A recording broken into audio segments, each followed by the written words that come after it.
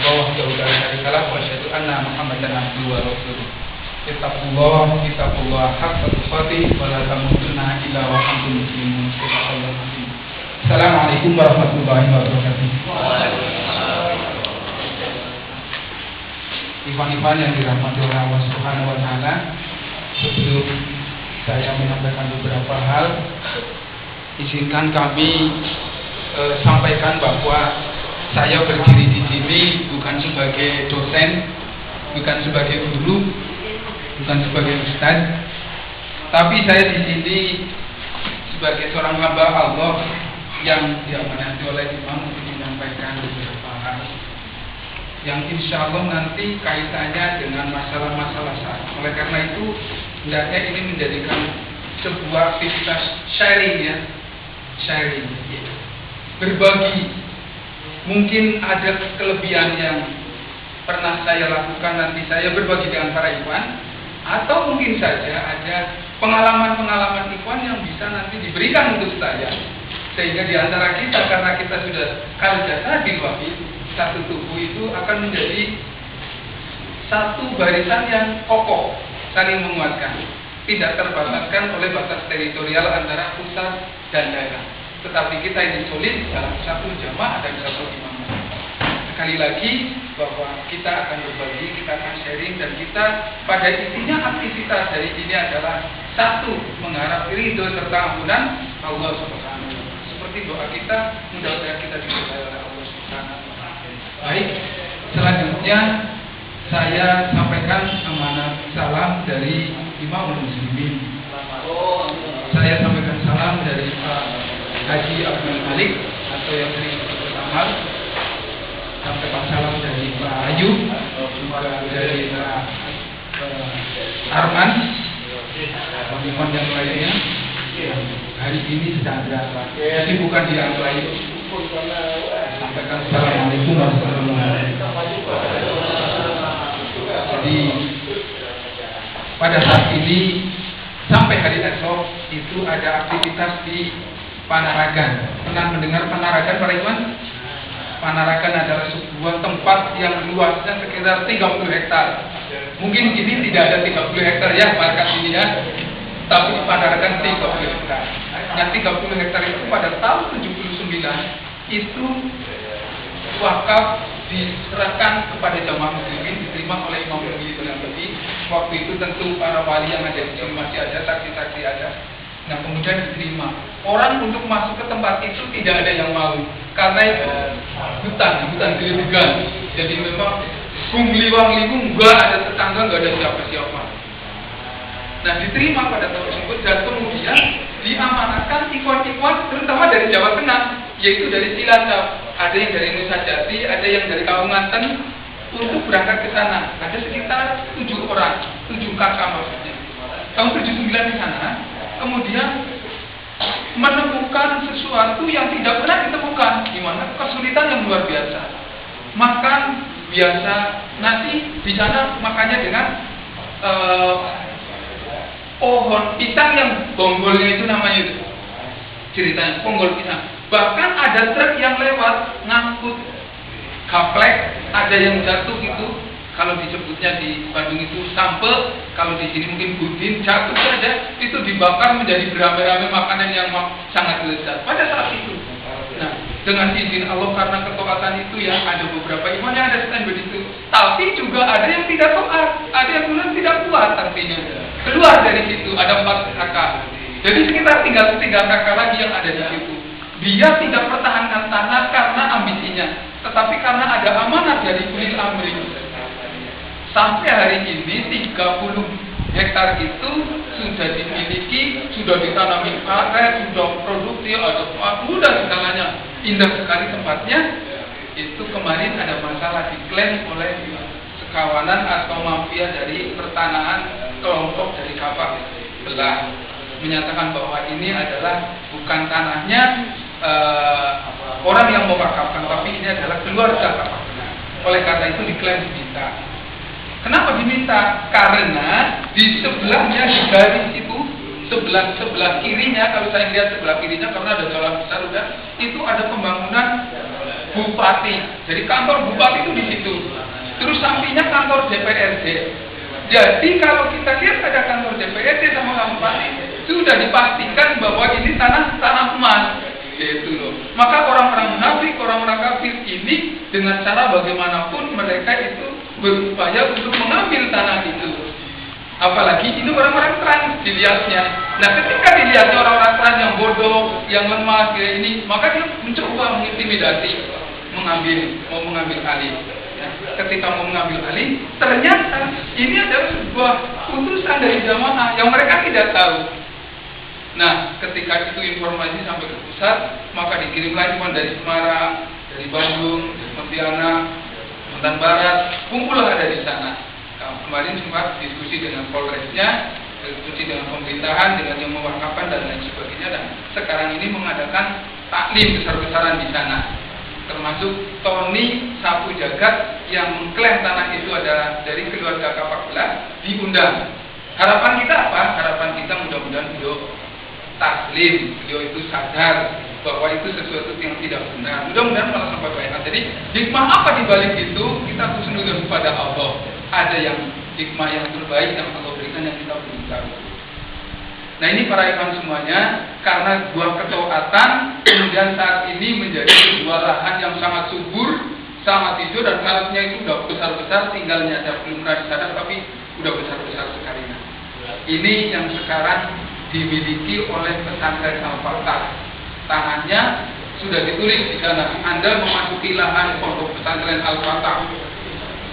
Jadi orang kalau datang ke sana bukan lagi sebuah transmigrasi, tapi datang Al-Fatah. Kemarin kami diundang ke sana, 10 hari di sana kami melatih putra-putra dan ikon-ikon yang ada di sana untuk belajar syar, bagaimana tali menali, bagaimana cara merayap, bagaimana cara berjaga malam, bagaimana semacam dari tim kita semua yang dari pusat berlatih semacam ini. Ini menjadi sebuah pertanyaan besar juga. Ternyata banyak sekali pemuda-pemuda dan orang yang bisa dilatih di sana. Sampai Polresnya juga datang. Tapi tanya, ini latihan apa? Ini latihan syar, berbaris, latihan ini dan itu. Oh, bagus. Memang harus demikian, harus kuat. Dan termasuk sekarang ada pelatihan. Ini sebuah ilmu. Nah, ini adalah merupakan amanat yang memang imam amanahkan bahwa kita harus mempunyai ilmu syar. Bagaimana cara kita menolong saudara kita. Tentu saja kita akan menolong saudara kita, harus kita bisa menolong diri kita. Nah, ini adalah bagian daripada menuntut ilmu. Yang menuntut ilmu secara spesifik yaitu bidang syar, search and rescue. Tentu saja saya tidak masuk pada materi karena sekarang ini bukan materi saya. Ya, kali ya. Dan nanti saya akan berbagi pada jam saya, berbagi bagaimana kaitannya dengan pembangunan rumah sakit di Gaza, bagaimana pembangunannya nanti dengan pembebasan Masjidil Aqsa yang pada tahun 2006 Imam Muslimin telah Ghazwatul Aqsa telah menyatakan akan mengambil Al-Aqsa. Nah, rentetan itu nanti kami akan ceritakan, kami akan berbagi dengan para ikhwan. Itu saja saya baru setelah sampai di Gaza. Allahu Akbar. Inilah rencana Allah. Nah, ini nanti kita akan sharing dengan para ikhwan. Kita akan berbagi. Terus nanti kita juga akan interaktif dengan para ikhwan. Para ikhwan kalau nanti ada yang mau ditanyakan atau yang mau diusulkan kepada kami beri waktu. Jadi kami nanti akan ada interaktif. Jadi para ikhwan siap-siap saja untuk tidak bisa menerima saja, tetapi bisa memberikan gitu loh. Bisa memberi dan bisa menerima. Itu harapan saya. Ini kami diutus ke sini karena yang 3 ikhwan, Pak Abdullah, kemudian Pak Arif, kemudian Pak Ayu sedang ada di Panaragan. Karena kami suruh datang ke sini. Kemarin kami ceramah ada di Panaragan, ada Polresnya, ada Polsesnya. Saya perwakilan baru pulang dari Gaza. Nah, sekarang saya diutus ke sini. Yang baru pulang kemarin dari Gaza yaitu Nur Ikhwan. Sekarang dikirim lagi ke sana. Jadi ini strategi perang sekali. Kalau kemarin ada orang yang baru pulang, sekarang datang lagi. Bahkan orang Gazanya sekarang juga ke Panaragan, yaitu Muhammad Kadiro.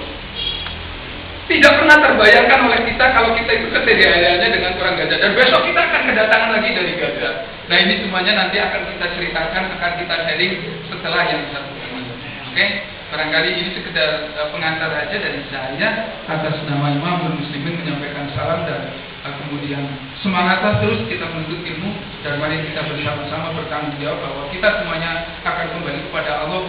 Mau atau tidak mau, pasti kita kembali kepada Allah, dan kita pasti akan diminta pertanggungjawabnya oleh Allah Subhanahu wa Ta'ala. Mudah-mudahan kita semuanya ada dalam ridho Allah, dan kita semuanya membawa amanat yang besar ini yang pernah diberikan pada gunung, pada langit, semuanya tidak ada yang adalah kita. Oleh karena itu kita tawakal kepada Allah.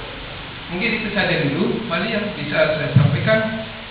Rabbana zalamna anfusana wa in lam taghfir lana wa tarhamna lanakunanna minal khasirin. Rabbana atina fid dunya hasanah wa fil akhirati hasanah wa qina adzabannar. Assalamualaikum warahmatullahi wabarakatuh.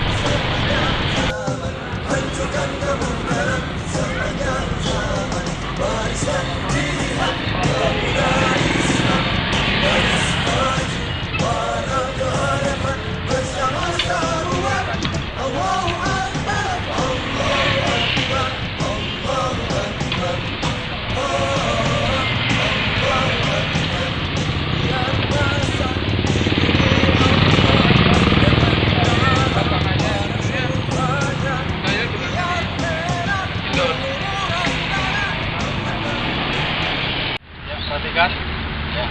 Ambil antara, Pak. Geser kanan, Pak. Geser kanan, Pak. Geser kanan, yuk. Ya, tangan turun. Ya, perhatikan, Pak. Ya, sebelum kita melaksanakan kegiatan pegangan, biar nanti ya penjaringan nanti kita capek, ya biar lemas, kakinya di depan. Nanti kiri di depan, ya, tenturkan, jangan diayunkan, ya. Nah, kayak gini, yuk. Dituntun dulu, ya, ganti kaki kanan.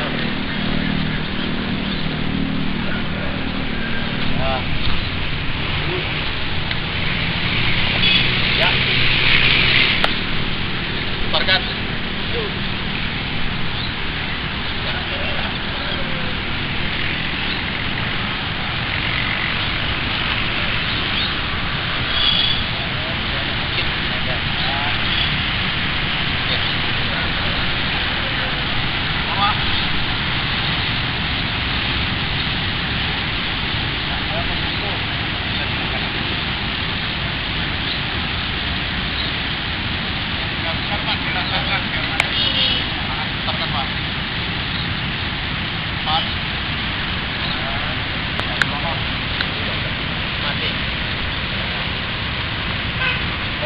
Kecepatan gerakan supaya kadang kita kecil. Ya, selesai. Ya, perhatikan. Yup. Ya, kembali ke tempat. Kencang kanan. Oke. Kanan.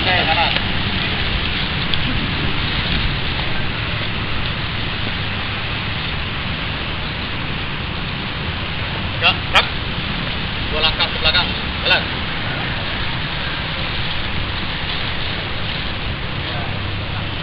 4 langkah ke kiri, jalan.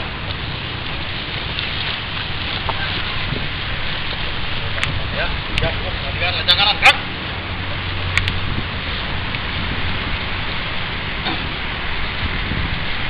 Tegak, gerak. Baik, untuk mengawali kegiatan pada pagi hari ini, mari kita berdoa. Mudah-mudahan selama dalam melaksanakan kegiatan ini kita telah diberikan kesehatan, keselamatan, dan tidak terjadi apa-apa. Ya, Berdoa, mulai.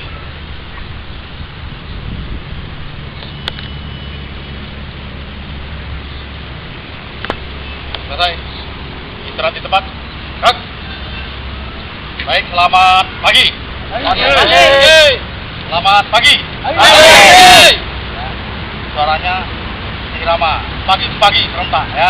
Selamat pagi. Ya. Baik, pada pagi hari ini ya, panjenengan ya, akan melaksanakan kegiatan permidas ya. Saya dapat perintah ataupun minta bantuan daripada Pak Siwo untuk melatih panjenengan semua. Intinya dalam kegiatan permidas ya. Permidas salah satunya adalah antara lain PBB ya, peraturan baris berbaris, dan PPM, peraturan penghormatan militer. Bagaimana kegiatan PBB itu dan bagaimana kegiatan PPM nanti akan saya jelaskan. Ya, akan saya jelaskan satu persatu. Mulai dari bawah, ya, dari bawah tumit rapat, ya, tumit rapat, ujung kaki dibuka kurang lebih 45 derajat. Ini sikap sempurna. Kemudian naik ke atas, ya, paha rapat, perut ditarik ke dalam, ya, perut ditarik, dada dibusungkan, kemudian pandangan rata-rata air lurus ke depan, ya, dagu agak ditarik, ya. Tangan rapat di samping badan, ya, tangan mengenggam kayak meremah santan, ya. Ujung jempol itu menghadap ke depan, ya. Jadi kalau kita masalah tangan, kita tinggal turun. Ini sikap sempurna, ya. Tumit rapat, paha rapat, perut ditarik, ya, dada dibusungkan, pandangan lurus ke depan, rata-rata air, ya. Tangan rapat lurus, tergantung lemas, ya. Perhatikan sikap sempurna ini tidak ada gerakan-gerakan tambahan. Udah, kalau udah seperti ini diam, antam, ya. Diam, tidak ada gerakan tambahan. Jelas Bapak? Yes. Ya, perhatikan. Istirahat di tempat. Perhatikan, untuk istirahat di tempat, ya. Istirahat di tempat sama dengan sikap sempurna, ya. Dari atas pandang lurus ke depan, ya, pandang lurus ke depan, dada dibusungkan, ya, perut ditarik, kemudian tangan, ya.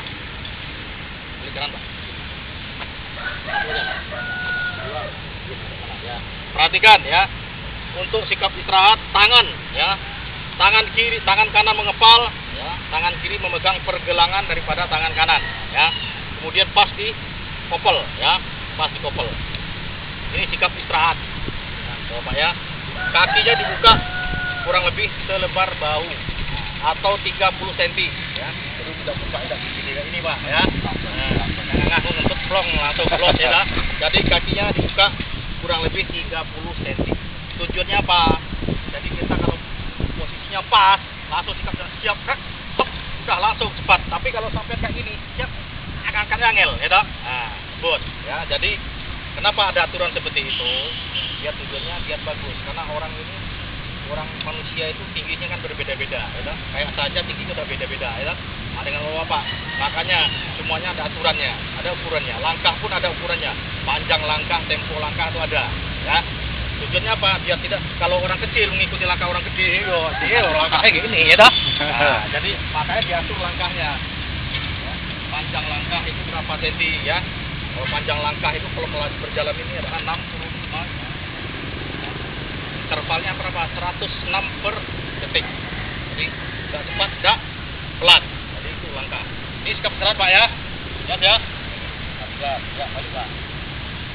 Ya, perhatikan, ya. Yup. Perhatikan. Ini salah gerakan-gerakan dasar, ya. Ini sikap sempurna dan sikap istirahat, ya. Kemudian lencang kanan. Ya. Perhatikan, nanti kalau Bapak melaksanakan lencang kanan seperti ini, ya. Tangannya seperti sikap sempurna, ya. Itu menempel di bahu kiri daripada yang kita sebelah kita, ya. Ini lencangan, kepala dipalingkan, ya. Kepala dipalingkan. Tujuannya apa? Palingkan kepala. Tujuannya untuk meluruskan pas, ya. Oh, kita kurang maju, oh, kurang mundur. Kalau sudah diam saja, ya. Orang yang di belakang palingkan kepala ke kanan, tapi tidak mengangkat tangan, ya. Tangan agak, sudah diam. Tegak lurus tenang, diam. Sampai menunggu instruksi dari yang memberikan instruksi ya. Bahwa tegak, hop. Ya, tangan turun bersamaan ya. Jadi kan tegak, nah, ya. Terus cepat, ya. Berarti jadi pada saat turun bersamaan tangan turun, kepala bersamaan dengan palingan ke depan, balik ke depan. Tegak, hop. Ya, sama lencang kanan, hop. Ya. Langsung otomatis ya. Jadi gerakannya sudah hitungan 1. Lencang kanan, 1. Tegak, hop, turun. Ya. Itu lencang kanan ya. Di belakang sama. Terus orang yang paling penjuru itu tetap pandangan lurus ke depan, tidak dipalingkan ya. Tidak diem. Lencang kanan. Oh ya, lencang kanan ya. Lencang kanan, lencang depan, orang paling penjuru itu tetap pandangan lurus ke depan ya. Pandangan lurus ke depan. Kalau ada lencang kanan, berarti orang paling pojok, paling kanan itu melaksanakan lencang depan. Setelah lurus sudah turun ya. Tapi yang lencang kanan nunggu instruksi ya. Sama dengan lencang depan, gerak, hop, lencang kanan sama, hop, sudah lurus, turun bersamaan. Sedikit misalkan kuning, sama. Tujuannya apa? Karena di kita hubungannya kelompok, gerakannya harus sama-sama, ya, harus sama-sama. Jadi makanya kita adanya suatu ikatan batin seperti itu, ya. Kita udah satu ikatan batin, sudah lirik, sama dengan berjalan. Jalan, kita lirik aja. Kalau kita kecepatan, kita langkahnya dikurangi, ya. Jelas Bapak ya. Ini sikap sempurna dan sikap istirahat, ya. Kemudian perhatikan, yup, tak. Sekarang penghormatan. Hormat, hak. Ya. Perhatikan, ya. Ini pakai baret dengan pakai gunakan topi. Kalau topi di ujung ya, di ujung topi, ya. Perhatikan. Ya. Jadi ujung topi begini, ya. Topi, Pak. Perhatikan ya. Ini kalau pakai baret itu sama dengan tidak menggunakan pakai tutup kepala. Itu di sebelah kanan pelipis ya. Sebelah kanan pelipis. Tapi kalau menggunakan topi seperti saya kayak Pak Jiwa ini, masih di ujung topi ya. Itu aturannya ya, ada C-nya ya. Itu ada di belakang. Kemudian tangan ya, tangan dari semua rapat ya, rapat lurus. Ya. Kemudian pelipis ya, ini posisi gini ya, dasarnya ya, lurus naik kurang lebih 15 derajat maju tarik hop. Nah, ini dasarnya ya, tapi dari bawah langsung hop. Nah, tidak gerak hop ya, terus Pak ya, tiga gerak, hormat gerak, tiga gerak, gerak di tempat gerak.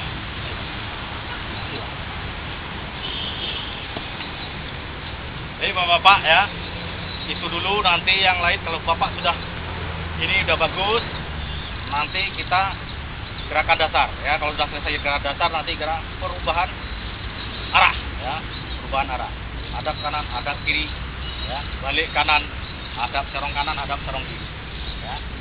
Setelah kita perubahan arah sampai dengan gerakan perpindahan tempat ya, perpindahan tempat terbatas dan perpindahan tempat ya tidak terbatas. Tidak terbatas itu kita jalan langkah tegap. Kalau yang terbatas 2 langkah ke depan, 2 langkah ke kiri, 2 langkah ke kanan. Nanti bagaimana gerakannya, nanti saya kasih contoh ya. Ini kita samakan gerakan dasar dulu. Kalau gerakan dasar panjenengan sudah bisa, yang lain-lainnya pasti bisa ya. Bapak ya, jelas ya. Ya, perhatikan. Bapak sekarang laksanakan ya. Nanti kalau yang belum benar nanti akan dibetulkan. Ya, kalau sudah dibetulkan, cara tadi pertahan. Ya.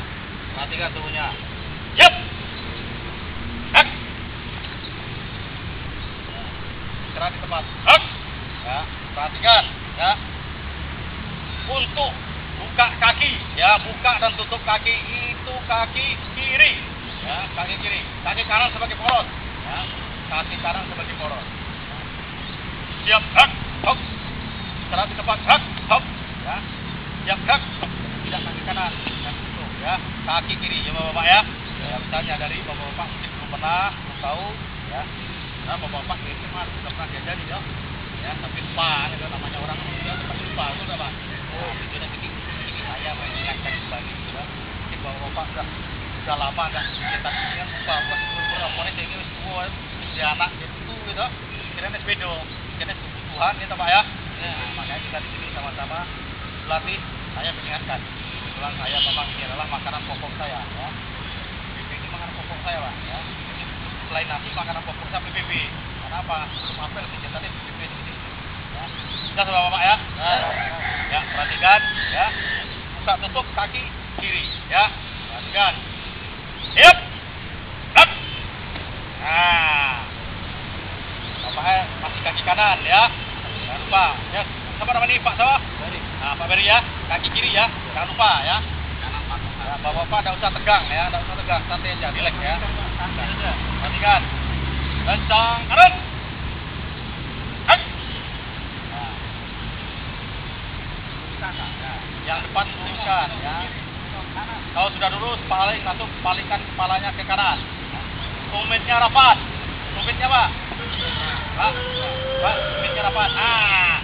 Oh, bapaknya pakai sepatu gede loh, masuk. Ah, kena. Rapat ini Pak, tumitnya. Tumit rapat, ya. Tolong Pak di ini Pak. Ya. Kepalanya dipalingkan ke kanan, yang di belakang, palingkan. Ya, palingkan ke belakang.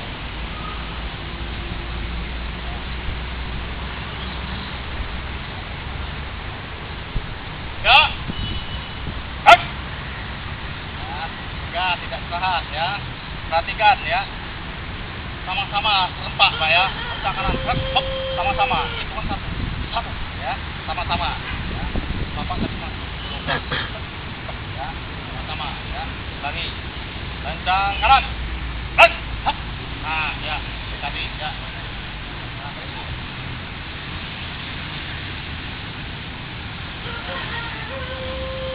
Ah, ya.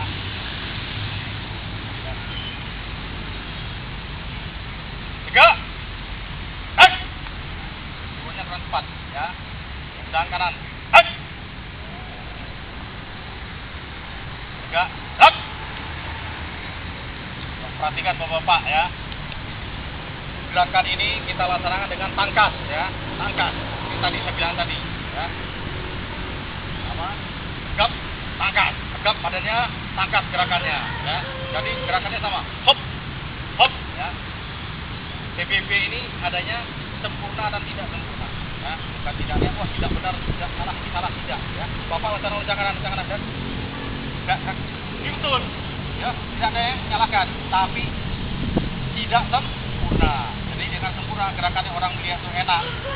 Tangan gerak, hop. Juga gerak, hop. Jangan gerak. Gerak.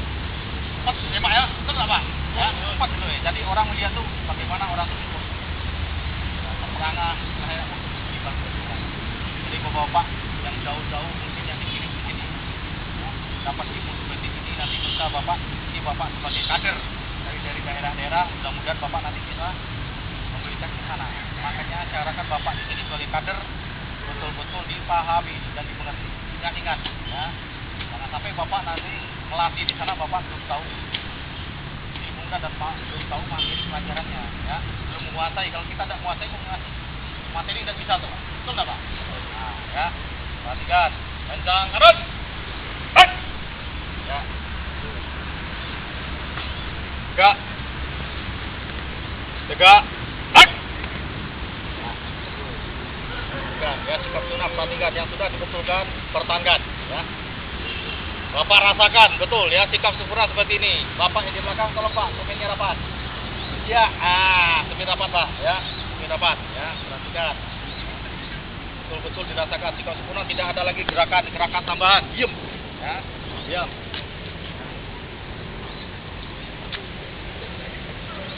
Ya, gini ya, diam. Perhatikan kalau Bapak merasa capek, udah jempol kakinya digoyang-goyang gini ya. Kan. Istirahat dirut. Hek. Ya. Jangan terlalu lebar ya, jangan terlalu lebar. Ya. Lebar bau ya. Ya. Oh, selebar bau. Nah, ini. Ya. Jadi, hop. Yuk, hop. Hop. Terus depan gerak. Hop. Siap gerak. Hop. Ya. Jadi dari tangan los langsung. Terus depan gerak. Hop. Langsung di sini. ya, pakem di sini. Ya. Perhatikan, ya.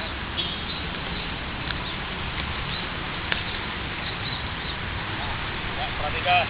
Yuk. Ya, maju. Ya, Pak di sini ya, pertahankan. Tumitnya rapat. Buka, Pak ya, jangan terlalu lebar. Jadi kalau Bapak mukanya sedikit kayak gini, hop, itu gerakannya bisa akan sama-sama. Tapi kayak ada yang ini akan lambat ya, lambat. Pasti kelihatannya nanti dilihat kalau udah kelompok ini kelihatan sekali, ya, kelihatan sekali. Perhatikan. Istirahat, istirahat. Ya. Ya, supir, ya. Perhatikan, ya. Tetap kayak sikap kita, ya, dadanya dibutuhkan, pandang lurus ke depan. Ya, nafas sewajarnya, ya. Nafas sewajarnya. Pandang lurus. Ya, pandang lurus. Jangan terlebar-lebar sekali. Perhatikan, Pak, ya. Kalau sudah betul, dipertahankan, ya, dipertahankan. Kalau sudah betul. Ya. Perhatikan.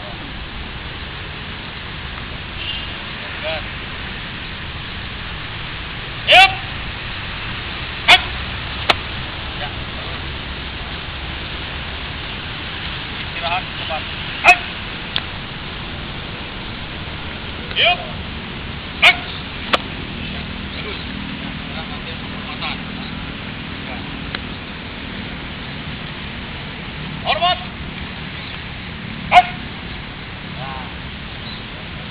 Ya, dibetulkan, Pak. Ya, tangannya. Ini, Pak, ya. Kaki, Pak. Ya, Pak. Ya. Lurus, Pak, lurus. Tangan turun lagi, Pak. Ini. Nah, ya. Agak kecil sini, Pak. Ah, ya. Nah, perhatikan. Turun lagi, Pak. Nah, ini jempolnya, Pak. Jempol lurus. Ah, jempol lurus, jempol lurus. Ah, ya. Ya. Ya. Lepas. Jangan tetok kaku. Jangan tetok. Nah, ini. Ah, ya. Kiri, kanan. Nah, kiri, kanan. Lemas. Nah, ya. Tangannya lemas. Tangan lepas. Nah, nggak usah pegang, ya. Nggak usah pegang. Ya. Nggak usah pegang, lemas saja, lemas saja. Ah, ya. Jangan dikirikan. Perhatikan. Gerak. Langsung turun, ya, Pak. Yang sudah diperbaiki, Langsung, nggak usah dipertahankan. dibawa gini ya, nggak usah dibawa ke samping. Langsung turun. Tegak. Hak, hop. Ya, tangan langsung posisi sudah sempurna. Hop, hop, ya. Perhatikan. Hormat. Hak, hak. Kali jadi, hak. Jadi ya, pandangan lurus. Ingat. Ah. Jangan lupa, Pak, ya. Jangan kaku. Hah? Santai aja, Pak. Nggak usah fokus. Santai aja. Amin. Ah, tangan lepas. Ya. Ya, tetap lurus. Nah, Ah, iya, Pak. ini di lurus. Nah, Tegak. jangan disinikan lagi. Hak, hak. Masih ada yang telat, ya. Masih ada yang lambat. Perhatikan. Yang sudah diperbaiki, dipertahankan. Hormat. Hak.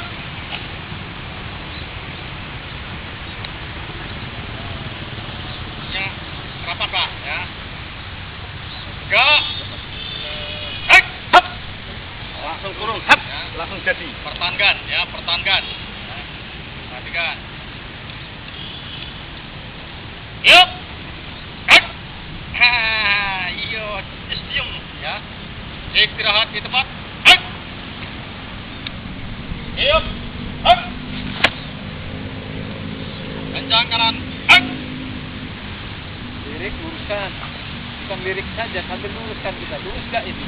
Nah, Kalau sudah lurus, diam. Ya. itu bengkok ini. Go. Hak. Ya, ayo. Hormat. Hak. Ya.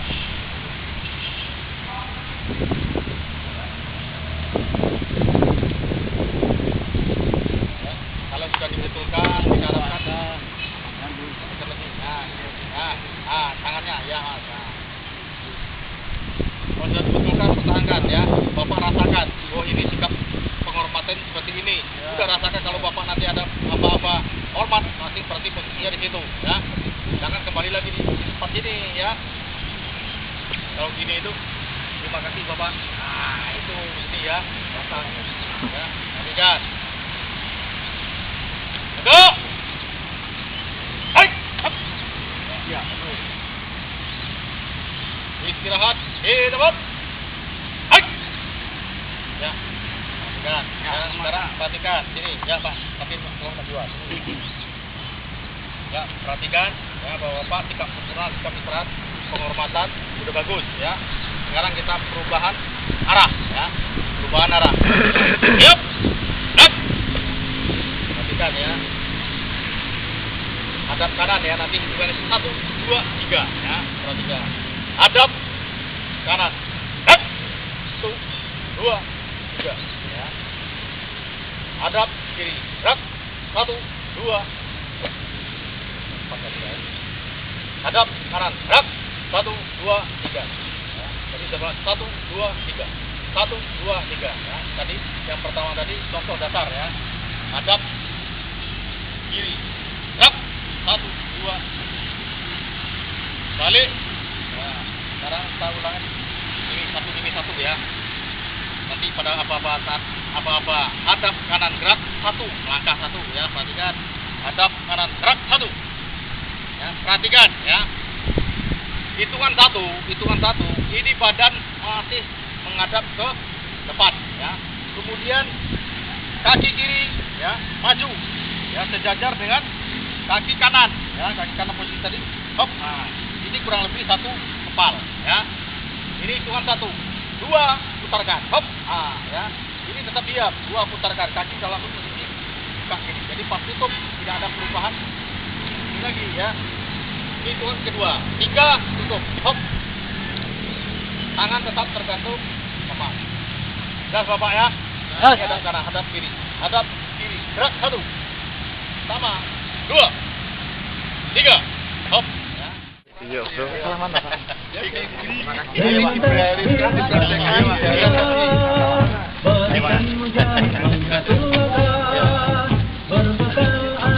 Ya, Mas. Ya.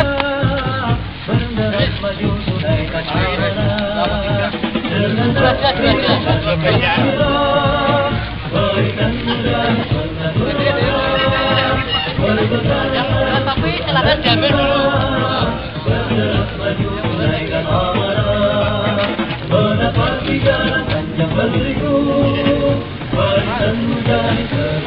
Kopinya diambil dulu. Ada yang berasa? Ada ya? Dua motor.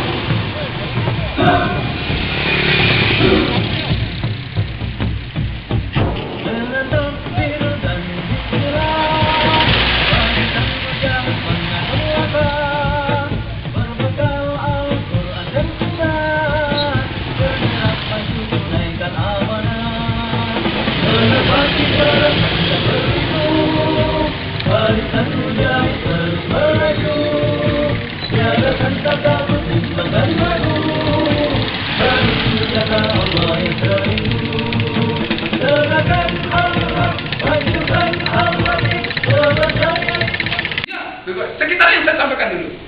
Sekitar yang saya sampaikan. Mau tanya, tadi penyakitnya Ustaz tadi setelah ke Gaza itu sekarang sudah sembuh apa? Karena sinau. Sampai hari ini pil tidak satu pun saya makan dan tidak dan tidak pernah terasakan sakit sekali.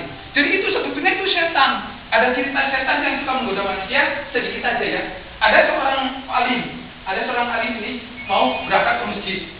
Ketika mau berangkat ke masjid, ke masjid kepleset, jatuh, ulang lagi, ganti baju lagi, berangkat lagi ke masjid gitu loh.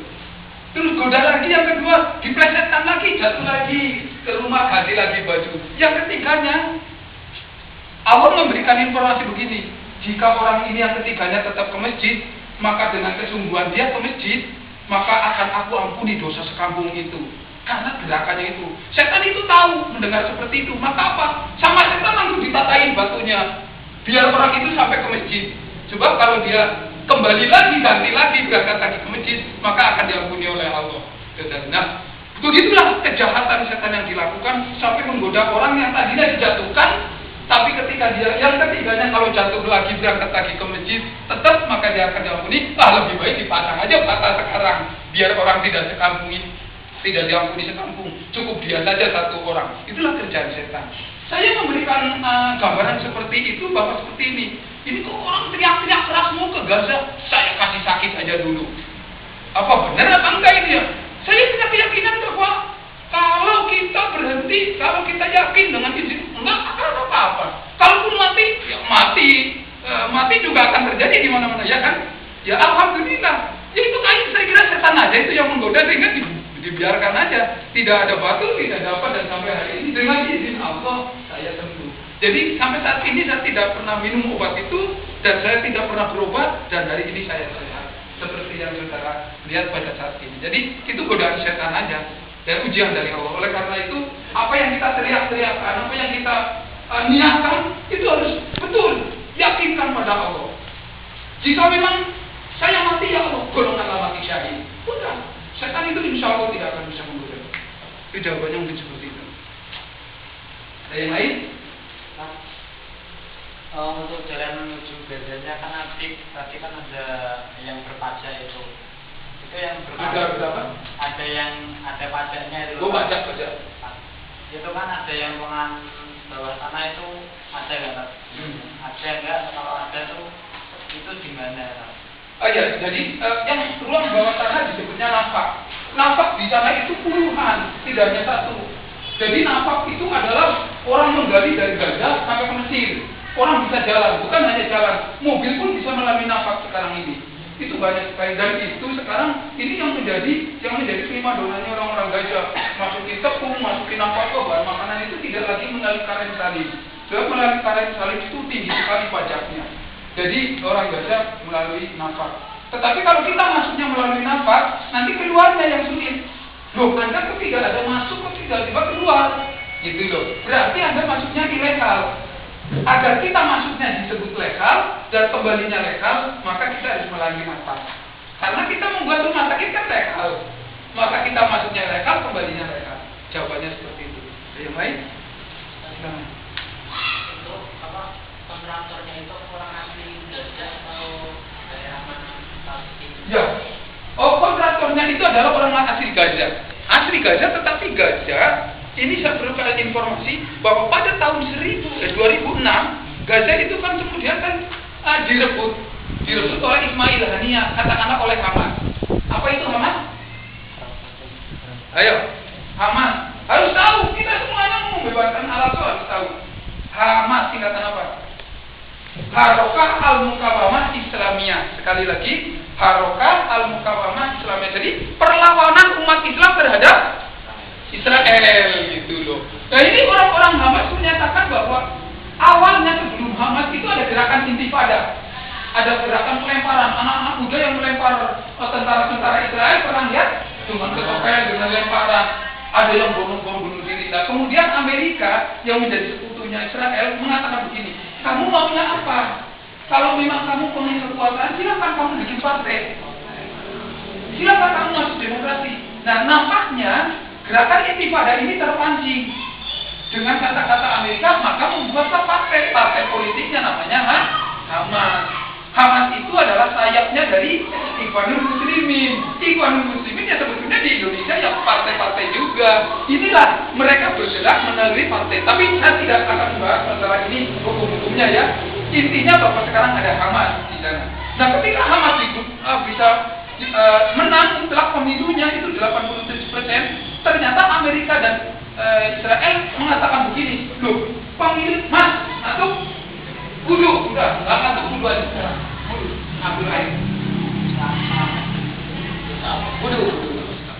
Ternyata yang diinginkan oleh Amerika bukan begini demokrasinya, tapi demokrasi yang saya inginkan yaitu yang menang Fatah, gitu loh.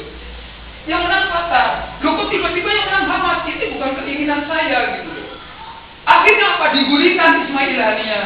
Nah, ketika di Ismail Haniyah digulingkan, Hamas lari ke daerah Gaza. Di Gaza inilah direbut dalam waktu 8 jam. Terjadilah pertempuran antara orang Fatah dan orang Hamas.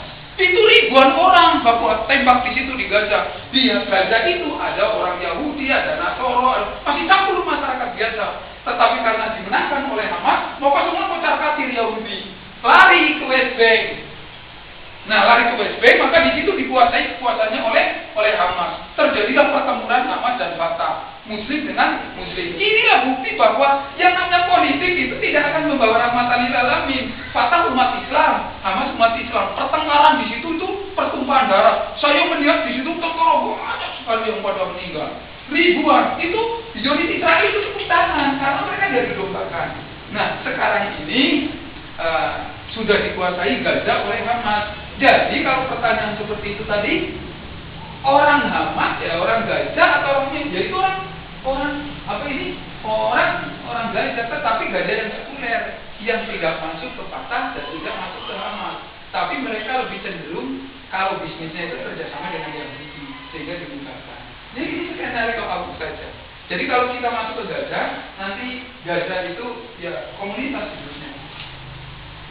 Ada yang mau tanya? Kalau saya harap sudah tidak, akan saya lanjutkan lagi di sana. Ya, oke. Bapak selama di Gaza pernah dilakukan pasar oleh Israel? Ya, saya tidak pernah ketemu atau bertatap muka dengan Zionis Israel. Inilah yang akan saya ceritakan setelah ini, ya.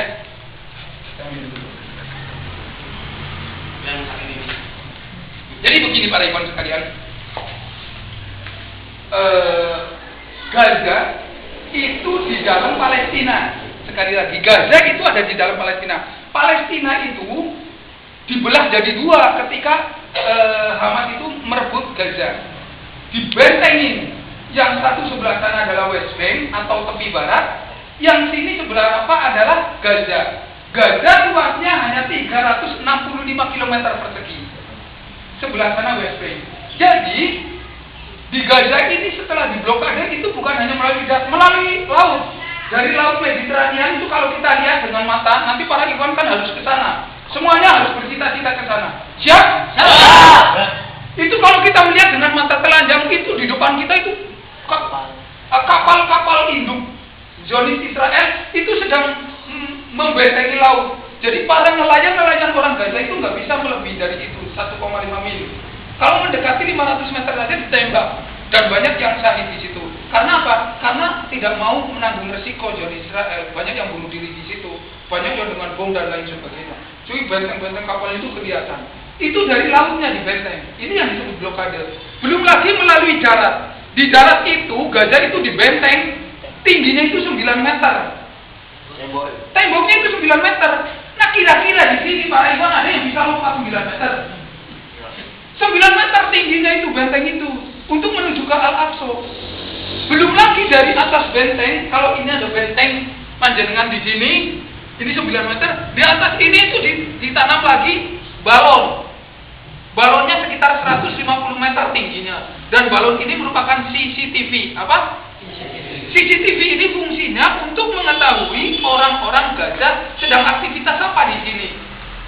Jadi ada jarum pentul, ada orang yang nongkrong, ada orang yang maksiat, yang di pasar, yang sedang tidur, sedang apa saja itu kelihatan oleh Zionis Israel. Dilihat dari CCTV. Bahkan konon itu kalau di close up itu jenggotnya Darusman itu kelihatan berapa jumlahnya. Saking begitu detailnya untuk mengetahui orang-orang yang ada di Gaza. Ini melalui darat para ikhwan sekalian. Nah, bukan hanya itu saja, ada semacam yang disebut pesawat tanpa awak. Apa pesawat apa namanya? pesawat tanpa awak, yang disebut pesawat drone. Pesawat tanpa awak ini, pesawat drone itu dikendalikan dari Tel Aviv. Tel Aviv itu adalah ibu kotanya Israel. Itu diterbangkan satu pesawat. Itu pesawatnya kalau kita lihat itu seperti ini. Itu kalau dilihat kecil sekali seperti siki korek api kalau itu mana pesawatnya. Tapi suaranya keras sekali. Di udara di bumi ini didengar keras sekali. Sehingga banyak orang yang terganggu dan itu sengaja memang. Kayak layangan Sendaren itu 24 jam. Dan itu bukan hanya satu pesawat, 1, 2, sampai 3, 365 km persegi. Pesawatnya satu saja udah bingung, sudah keras sekali, apalagi 3 pesawat. Setiap hari itu, jadi pesawat tanpa awak, muter-muter di atas ini, udah di CCTV. Jadi itu saudara kita diperlakukan seperti itu, para ikhwan. Ini yang harus sudah dicatatkan, dan ini saya bukan dusta, bukan bohong. Saya menyaksikan sendiri seperti itu. Saudara kita diperlakukan seperti itu. Belum lagi saudara-saudara kita yang di West Bank. Inilah yang dikuasai oleh Hamas. Ini yang di West Bank itu oleh Fatah atau Abu Majid. Abu Majid inilah yang ketua Fatah itu yang ada di West Bank. Tapi di sana lebih ketat lagi. Karena di sana sudah dikerjakan di Israel. Yang di dalamnya ada Al-Quds. Yang di dalam Al-Quds itu ada Al-Aqsa. Yang Al-Aqsa ini sekarang dikuasai oleh Zionis. Makanya di sini ada Daulah Al-Quds. Itu bagus. Pemahaman ini harus sampai ke para ikhwan sekalian. Harus ikhwan memahami sampai seperti ini. Nah, saya ingin bertanya sebelum saya bercerita tentang tahu, siapa yang pernah mendengar kalimat atau kata nakbah? Nakbah. Nakbah. Nakbah. Terangkan kata nakbah.